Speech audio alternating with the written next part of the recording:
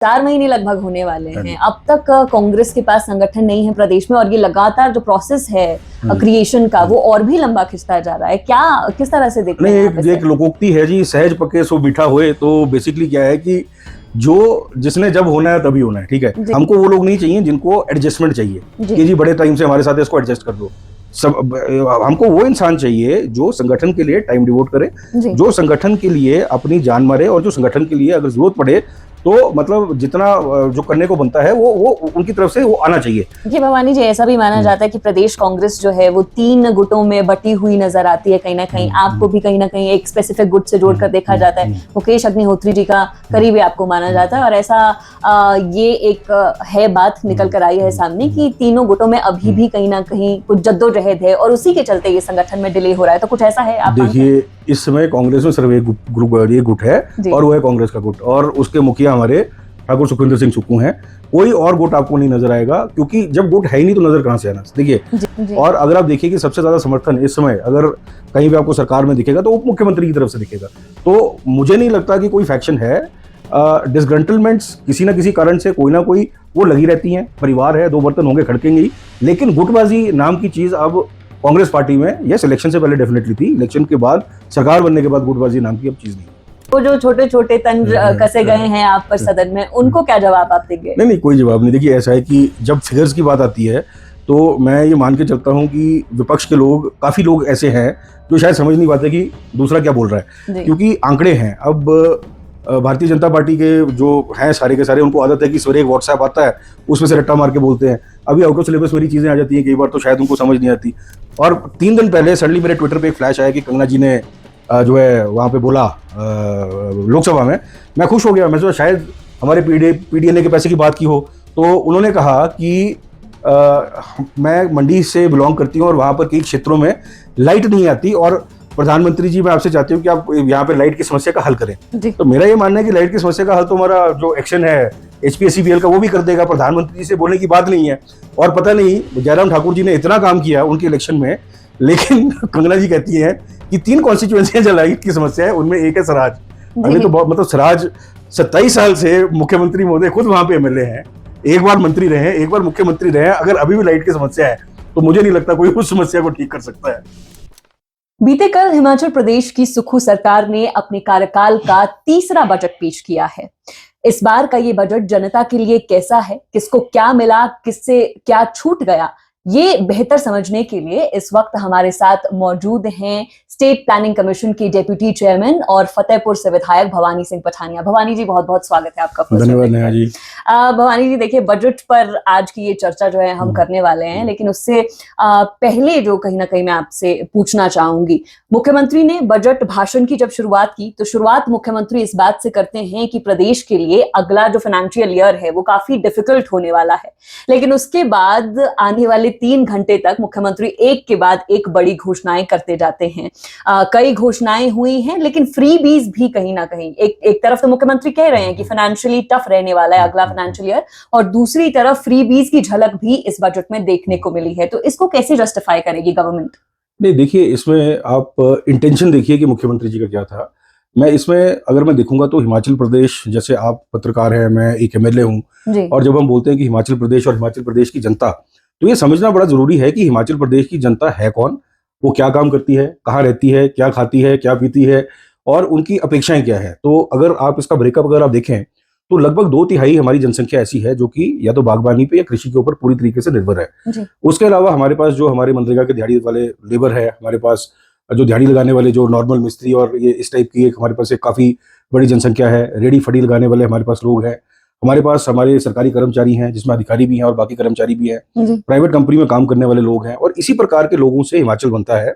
और इस बजट में अगर आप देखिए तो ठाकुर सुखविंदर सिंह सुक्खू ने क्या करने की कोशिश की है, उन्होंने ये करने की कोशिश की है कि हर एक वर्ग को कुछ ना कुछ जो है वो दे दिया जाए, और वो इस प्रकार से दिया जाए जिससे कि ना तो उसका इतना ज्यादा वित्तीय भार हिमाचल प्रदेश के ऊपर पड़े, और जो भी आपने देने की बात कही है वो देने की बात आपने एक प्रमाइस पे की है कि राज्य की आय बढ़ेगी। जब राज्य की आय बढ़ेगी तो उसी के साथ ये स्कीम्स को लिंक करके हम जो बेनिफिट्स इनको देना चाहते हैं हम इनको देने जा रहे हैं। तो पहली बात कि हर एक वर्ग का ध्यान रखने की कोशिश की गई है, और दूसरा, इसको लोन लेके या टैक्स बढ़ाकर जो है वो पूरा करने की बात नहीं है, इसको अपनी आय बढ़ाकर पूरा करने की बात जो है उन्होंने कही है।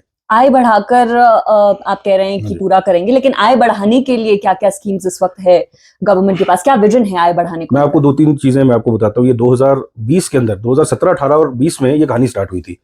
अब देखिए कि एक आरडीजी है, रेवेन्यू डेफिसिट ग्रांट। अब रेवेन्यू डेफिसिट ग्रांट एक ऐसी ग्रांट थी जो 6th पे कमीशन ने, सॉरी, जो 15th पे कमीशन ने जो दी हुई थी हर स्टेट को। और ये था कि जब जीएसटी लागू हो गया, जीएसटी लागू होने के बाद जो बेसिकली जो आपका फाइनेंस कमीशन का जो डिवोल्यूशन होता है, उसके तहत लगभग 12-12.5 हजार करोड़ जो है वो हमारी हिमाचल प्रदेश की सरकार को 2020-21 में मिलना स्टार्ट हुआ। अब उस समय मुख्यमंत्री जी को भली भांति मालूम था, उस समय के मुख्यमंत्री, कि ये एक टेपरिंग ग्रांट है। आज जो 12,000 करोड़ हमको मिल रही है, ये टेपर कर 2026 में 3,200 करोड़ की हो जाएगी। मतलब 8,000 करोड़ जो है ये ग्रांट सरकार की तरफ से चली जाएगी। मतलब जो हिमाचल के खजाने में जो टोटल पैसा आ रहा है, उसमें आज से 5 साल के बाद 8,000 का डेफिसिट हमारा होने वाला है। इसके अलावा हमारा एक है जीएसटी कॉम्पनसेशन। 2017 में जीएसटी कॉम्पनसेशन स्टार्ट हुई और 3,200 करोड़ की राशि जो है हिमाचल प्रदेश को मिलती थी। मुख्यमंत्री महोदय को उस समय जयराम ठाकुर जी थे, उनको भली भांति पता था कि 2022 में ये ग्रांट जो है ये भी खत्म हो जाएगी। तो लगभग 12,000 करोड़ का गैप जो है वो हिमाचल प्रदेश के लिए हो जाएगा। इस गैप को भरने की कोशिश जो है ये उस समय करनी चाहिए थी। मतलब उस समय हमको एक ऐसी पॉलिसी लानी चाहिए थी जिससे हमको एक रेवेन्यू की तरीके से गाइडेंस हमको दिखती कि आगे जो ये ग्रांट टेपर कर रही है, जो हमारे को ये 12,000 करोड़ का डेफिसिट होने वाला है, इसकी भरपाई करने के लिए हमको पॉलिसीज बनानी थी, जो उस समय नहीं बनी। इन पॉलिसीज में, जैसे मैं रेवेन्यू पे आ रहा हूं, आप देखिए कि पिछले साल के अंदर हिमाचल प्रदेश की सरकार ने 2,600 करोड़ का अतिरिक्त रेवेन्यू कमाया है। और ये डॉक्यूमेंटेड है। ये कैसे कमाया है जी? जो हमारी रेवेन्यू, जो हमारी सेल परचेज है, हमारी सेक्शन 108 की हमारी जो परमिशन है, जो हमारी सेल परचेजेस हुई है हमारी प्रॉपर्टीज की, उसमें जो हमको जो 9% 12% जो हमको इसका वो मिला है, लगभग 1,000 करोड़ के आसपास ये है। हमारी शराब के ठेकों की नीलामी, जो कि 5 साल भारतीय जनता पार्टी की सरकार ने नहीं कराई, ये नीलामी जो है, ये नीलामी ठाकुर सुखविंदर सिंह सुक्खू जी की सरकार ने कराई। 400 करोड़ का अतिरिक्त रेवेन्यू उसमें से मिला। हमारी माइनिंग, हमारा वैट और हमारी ये जो बाकी जो भी हमने ये एनहांसमेंट्स की हैं, इससे 2,600 करोड़ का रेवेन्यू एनहांसमेंट हुआ है। और हमारी कोशिश ये है कि इसको यहाँ से बढ़ाकर इस फाइनेंशियल ईयर में लगभग 3 से 3,500 करोड़ का अतिरिक्त रेवेन्यू हम लाएंगे।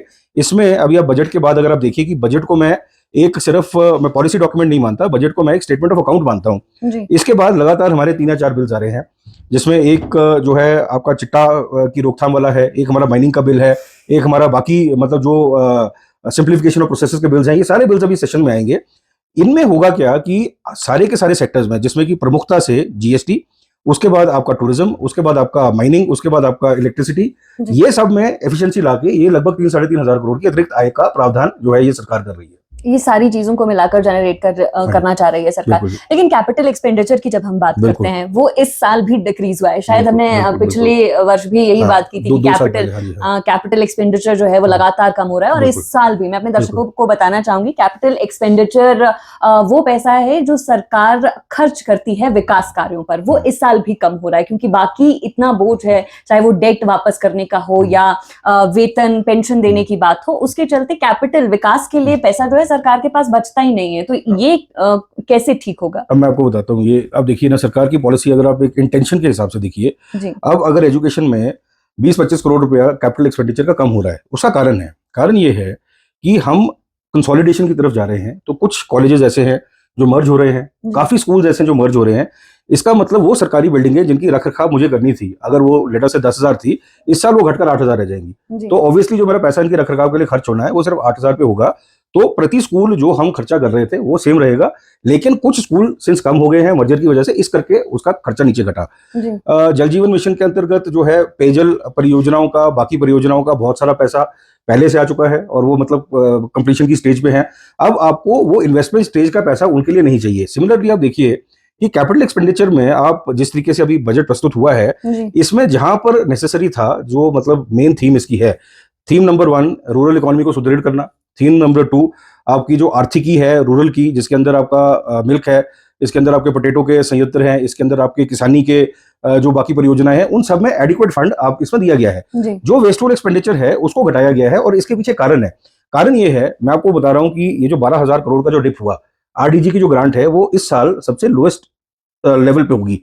इस साल 11,800 करोड़ से घट के ये लगभग 3,200 करोड़ पे आ गई है, ठीक है जी। तो अब ये जो ग्रांट्स नीचे घट रही हैं और जो हम रेवेन्यू को इंक्रीज करने की कोशिश कर रहे हैं, इनमें कुछ समय लगेगा। मतलब समय लगने का मेरा मतलब ये है कि 2600 करोड़ जो हमने पिछले साल ये बीते वर्ष जो हमने ये रेवेन्यू अर्न किया, हो सकता है 2600 करोड़ एडिक्वेट नहीं था, हो सकता है 3,000-4,000 करोड़ हमको चाहिए था, ठीक है जी। तो अब आप ये देखिए कि कुछ टाइम के लिए सरकार ने रीप्रायोरिटाइज किया है, मतलब जो आपका कैपिटल एक्सपेंडिचर है वो रीप्रायोरिटाइज हुआ है।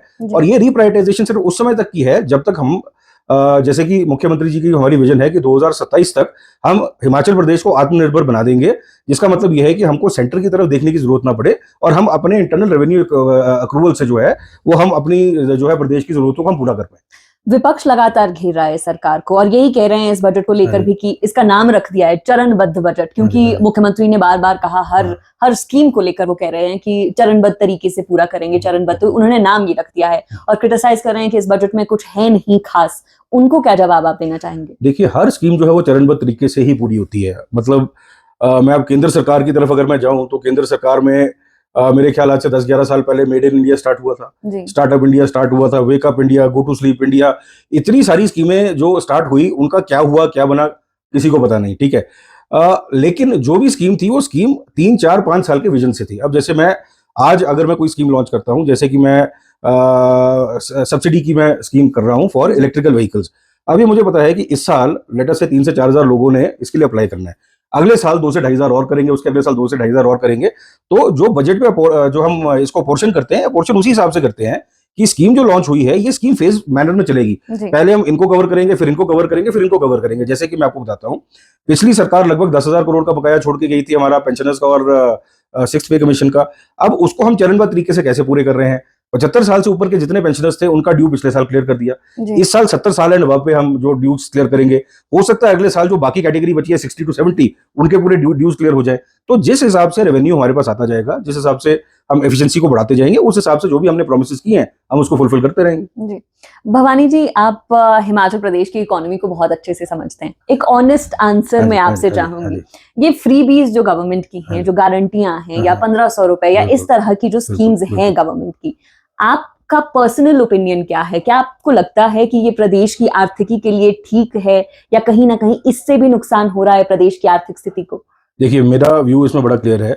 जिसको जरूरत है उसको मिलना चाहिए, जिसको जरूरत नहीं है उसको नहीं मिलना चाहिए। मैं आपको छोटी सी बात बताता हूँ, बिजली की सब्सिडी। अब बिजली की सब्सिडी अगर आप देखिए कि एक गवर्नमेंट एम्प्लॉय जिसकी तनख्वाह 1.25 लाख रुपया है, अगर वो 150 रुपए में 500-600 रुपए का बिल अगर वो नहीं पे कर रहा, वो मेरे हिसाब से अनफेयर है। अगर इस इंसान को सब्सिडी नहीं मिलनी चाहिए, एक एमएलए, एक विधायक को सब्सिडी नहीं मिलनी चाहिए।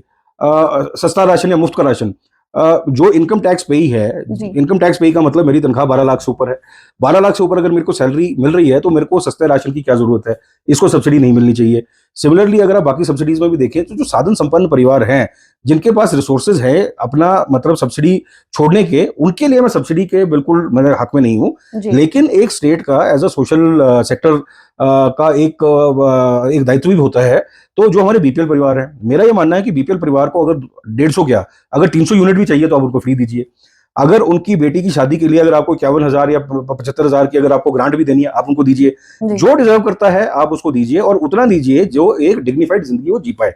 जो डिजर्व नहीं करता या जो एक लेवल से ऊपर है, वहां पर सब्सिडी मेरे हिसाब से देश को, प्रदेश को ये मतलब पीछे लेके जाने में ये एक बहुत बड़ा रोल प्ले करती है।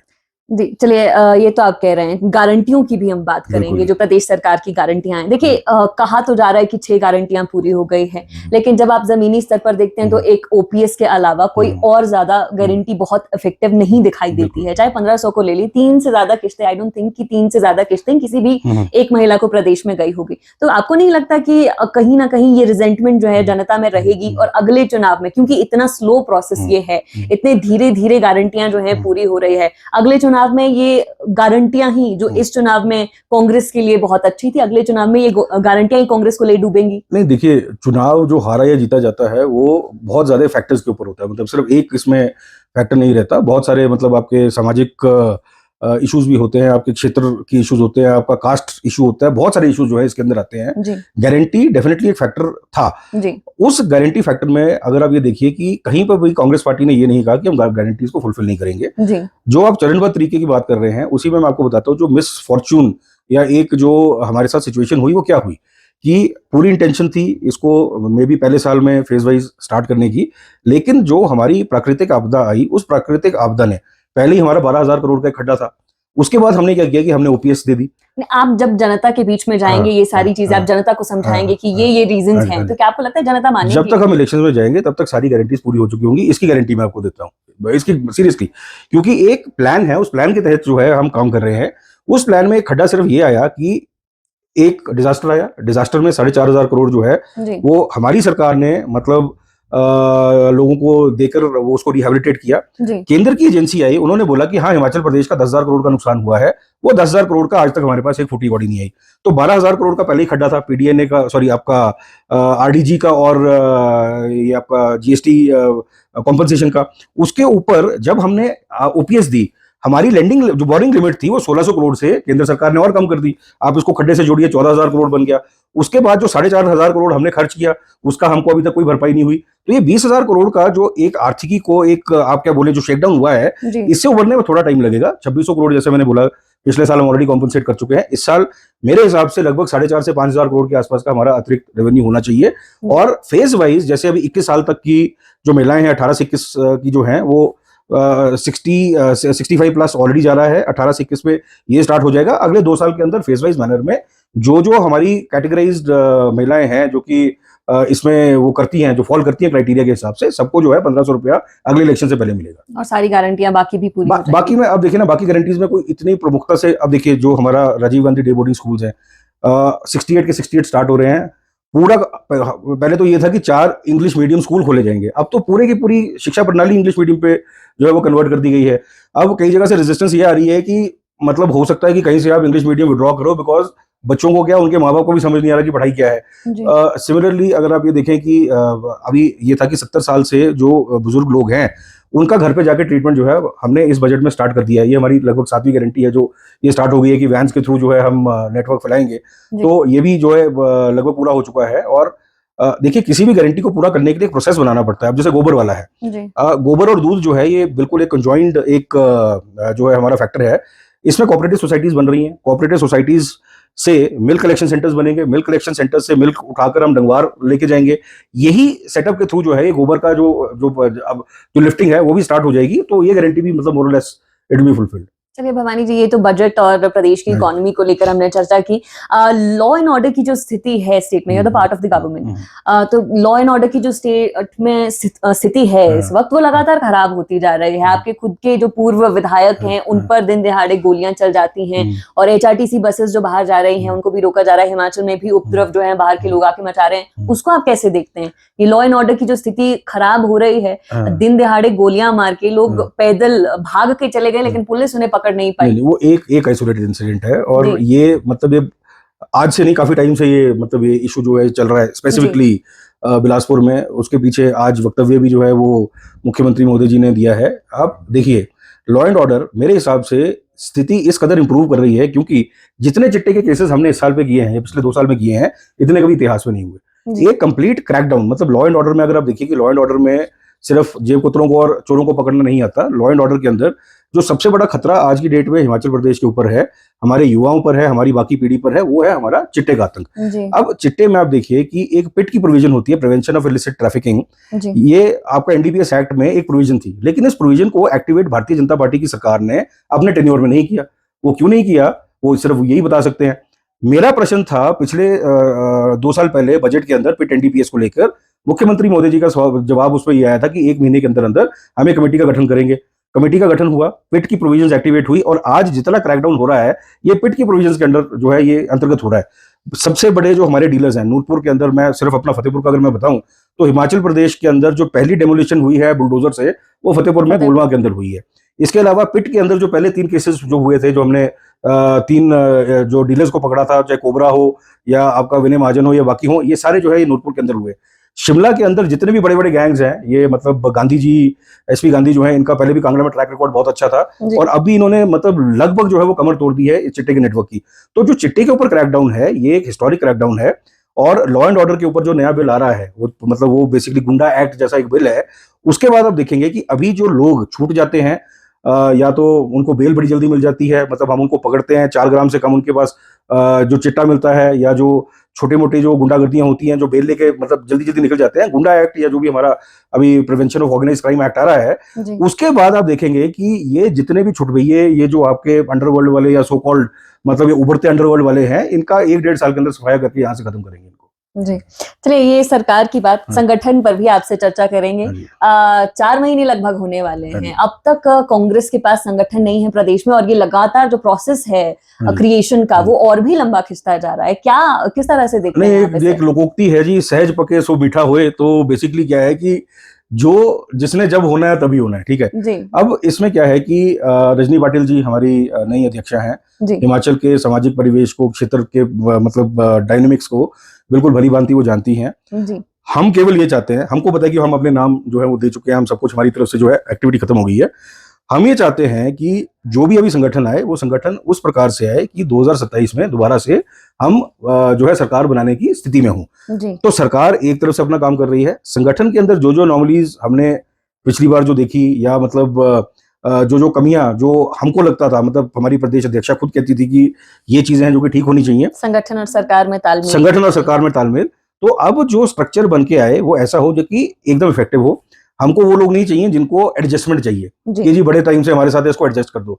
सब हमको वो इंसान चाहिए जो संगठन के लिए टाइम डिवोट करे, जो संगठन के लिए अपनी जान मारे, और जो संगठन के लिए अगर जरूरत पड़े तो मतलब जितना जो करने को बनता है वो उनकी तरफ से वो आना चाहिए। तो जो भी हम सिलेक्शन कर रहे हैं, जो भी हमारी तरफ से जो चयन प्रक्रिया हमारी चल रही है वो ऐसी है कि जो हमारे एग्जिस्टिंग जो पुराना जो स्ट्रक्चर हमारा वो जो संगठन भंग हुआ है उन पे भी कोई ज्यादा मतलब समस्या ना आए, और जिन नए लोगों को हम लेके आए वो लोग वो हों जो एक पॉजिटिव दिशा में जो है संगठन को, पार्टी को और सरकार को एक दिशा दें। देखिए भवानी जी, ऐसा भी माना जाता है कि प्रदेश कांग्रेस जो है वो 3 गुटों में बटी हुई नजर आती है कहीं ना कहीं। आपको भी कहीं ना कहीं एक स्पेसिफिक गुट से जोड़कर देखा जाता है। मुकेश अग्निहोत्री जी का करीबी आपको माना जाता है, और ऐसा ये एक है बात निकल कर आई है सामने कि तीनों गुटों में अभी भी कहीं ना कहीं कुछ जद्दोजहद है, और उसी के चलते ये संगठन में डिले हो रहा है। तो कुछ ऐसा है? आप देखिए, इस समय कांग्रेस में सिर्फ एक गुट है, और वो है कांग्रेस का गुट, और उसके मुखिया हमारे ठाकुर सुखविंदर सिंह सुक्खू हैं। कोई और गुट आपको नहीं नजर आएगा, क्योंकि जब गुट है ही नहीं तो नजर कहां से आना। देखिए, सरकारें 5 साल के लिए बनती हैं, उसके बाद हम फिर कोशिश करते हैं दोबारा से सत्ता में आने की। और ये जो सरकार है, जो मतलब हमारी सरकार बनी है और इसके मुखिया ठाकुर सुखविंदर सिंह सुक्खू जी हैं, हम सारे के सारे एकदम लामबंद होकर उनके साथ कंधे से कंधा मिला के चलने में विश्वास रखते हैं। और अगर आप देखिए कि सबसे ज्यादा समर्थन इस समय अगर कहीं भी आपको सरकार में दिखेगा तो उप मुख्यमंत्री की तरफ से दिखेगा। तो मुझे नहीं लगता कि कोई फैक्शन है। डिसग्रंटलमेंट्स किसी ना किसी कारण से कोई ना कोई वो लगी रहती हैं, परिवार है, 2 बर्तन होंगे खड़केंगे ही। लेकिन गुटबाजी नाम की चीज अब कांग्रेस पार्टी में, यह इलेक्शन से पहले डेफिनेटली थी, इलेक्शन के बाद, सरकार बनने के बाद गुटबाजी नाम की अब चीज नहीं है।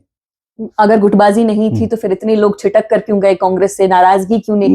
नहीं, देखिए वो नाराजगी वो गुट की वजह से नहीं थी। देखिए वो कौन किसके गुट का था, मैं जो भी गए मैं उनका नाम नहीं लेना चाहता, लेकिन व्यक्तिगत महत्वाकांक्षाएं कभी पूरी ना हो तो उस करके भी लोग चले जाते हैं। कई बार फाइनेंशियल जो लालच होता है वो इतना बड़ा हो जाता है कि कई बार उसकी वजह से भी लोग चले जाते हैं।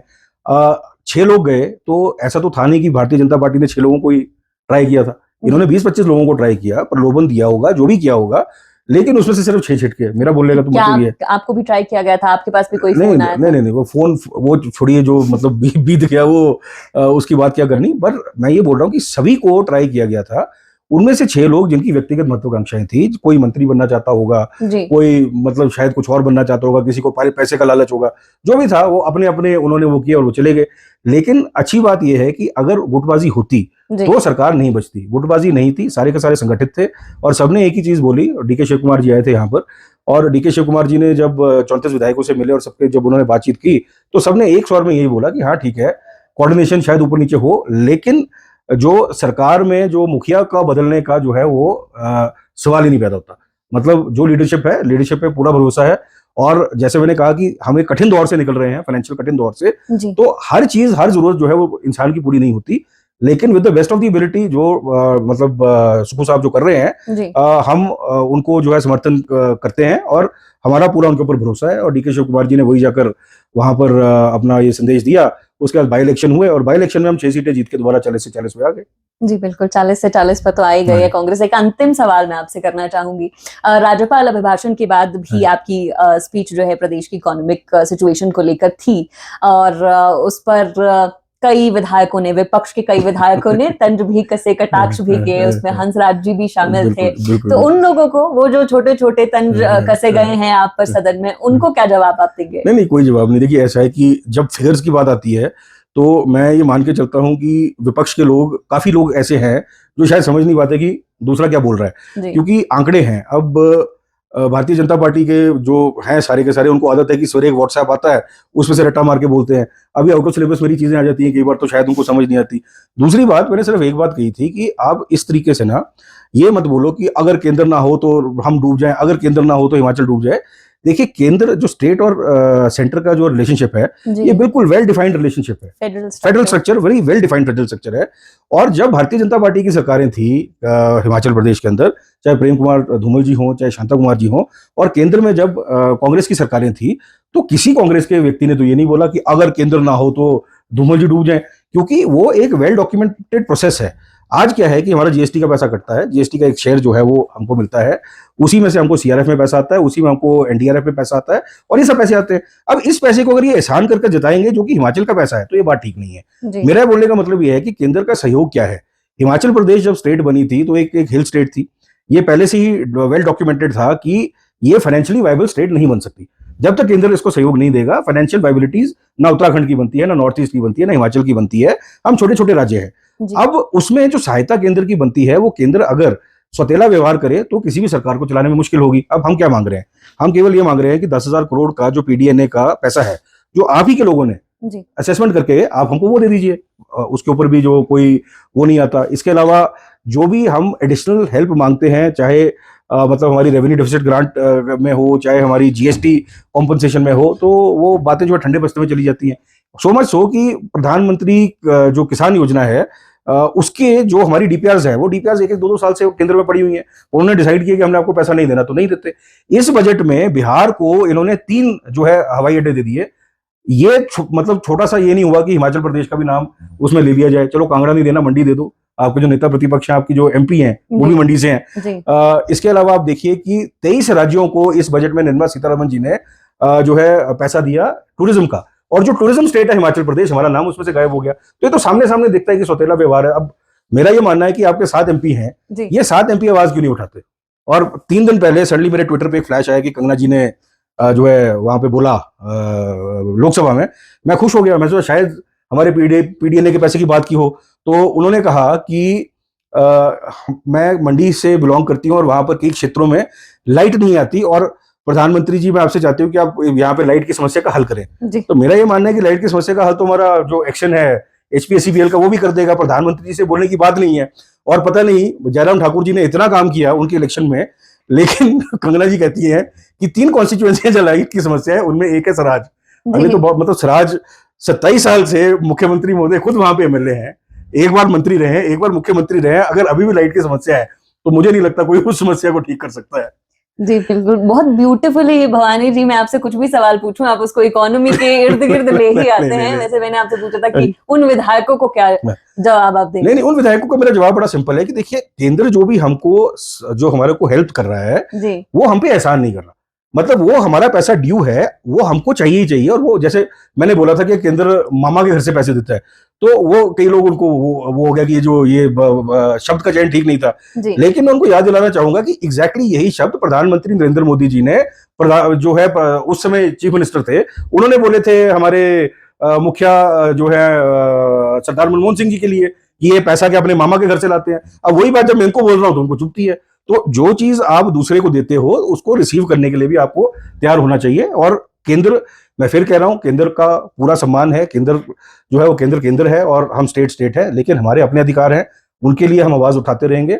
और केंद्र को भी ये चाहिए कि शासक जो होता है, वो शासक एक खुले दिल का होना चाहिए। अगर खुले दिल का शासक होता है, तभी जनता जो है आपके साथ तहे दिल से चलती है। तो मेरी मतलब आपके माध्यम से अपील यही रहेगी कि जो भी हमारे ड्यूज पेंडिंग है आप उनको दे दीजिए, क्योंकि हिमाचल प्रदेश के अंदर अगर 50% जनता कांग्रेस को वोट देती है तो 50% भारतीय जनता पार्टी को भी देती है।